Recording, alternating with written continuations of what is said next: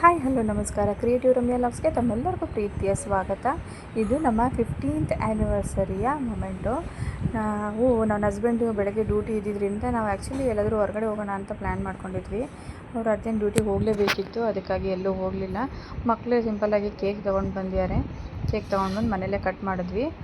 ನಾವು ಆ್ಯಕ್ಚುಲಿ ಈ ಸಲ ಅದು ಗಿಫ್ಟ್ ಕೊಡ್ತೀನಿ ಇದು ಗಿಫ್ಟ್ ಕೊಡ್ತೀನಿ ಅಂತ ಹೇಳಿದರು. ನಾನೇ ಏನು ಬೇಡ, ಇವೆಲ್ಲ ಲಾಸ್ಟ್ ಇಯರ್ ಕೊಟ್ಟಿದ್ದೀರಾ ಅಂತೆಲ್ಲ ಹೇಳಿದೆ. ಅವ್ರು ಬ್ಯಾಂಗಲ್ಸ್ ಕೊಟ್ಟಿದ್ದರು, ಏನೋ ಫೋಟೋ ಫ್ರೇಮ್ಸು ಮತ್ತು ಮಗಂಗೆ ಪರ್ಫ್ಯೂಮ್ಸ್ ಎಲ್ಲ ತೊಗೊಂಡ್ಬಂದು ಕೊಟ್ಟಿದ್ದರು.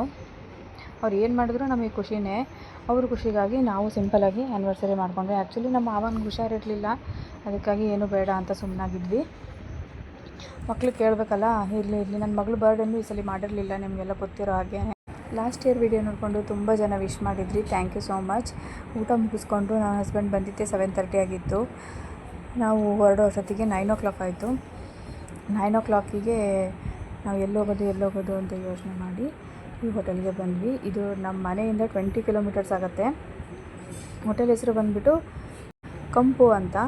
ನೀವು ದಾವಣಗೆರೆ ಟು ದುರ್ಗ ಹೋಗೋ ರೋಡಲ್ಲಿ ಸಿಗುತ್ತೆ, ಬೈಪಾಸಲ್ಲೇ ಸಿಗುತ್ತೆ. ಚೆನ್ನಾಗಿತ್ತು, ಆ್ಯಂಬಿಯನ್ಸ್ ಮಾತ್ರ ತುಂಬ ಚೆನ್ನಾಗಿತ್ತು. ನಮಗಂತೂ ತುಂಬ ಖುಷಿ ಆಯಿತು, ಅಷ್ಟು ದೂರದಿಂದ ಬಂದಿದ್ದಕ್ಕೂ ತುಂಬ ಖುಷಿ ಆಯಿತು. ಆ್ಯಂಬಿಯನ್ಸ್ ಎಲ್ಲ ತುಂಬ ಚೆನ್ನಾಗಿದೆ. ಫುಡ್ಡು ಪರವಾಗಿಲ್ಲ, ಚೆನ್ನಾಗಿದೆ.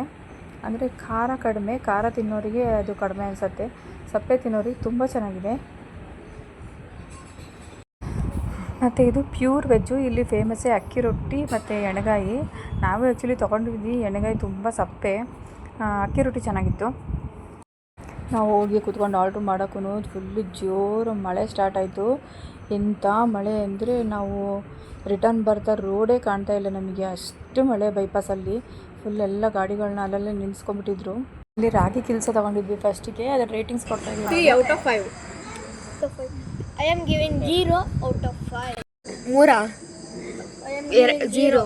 3 I am giving 3. ನಾನು 2. ಇನ್ನು ಫುಡ್ ಬಂದಿದ್ದಿಲ್ಲ, ಬಂದಿದ್ದ ಫುಡ್ಗೆ ರೇಟಿಂಗ್ಸ್ ಕೊಡ್ಕೊತಾ ಇದ್ವಿ. ಅಕ್ಕಿ ರೊಟ್ಟಿ ಮಾಡೋದು ಸ್ವಲ್ಪ ಲೇಟ್ ಆಗುತ್ತೆ ಅಂತಲೇ ಹೇಳಿದ್ರು ಅವರು. ಇನ್ನಷ್ಟು ಫೋಟೋಗ್ರಾಫ್ಸ್ ತೊಗೊಂಡ್ವಿ.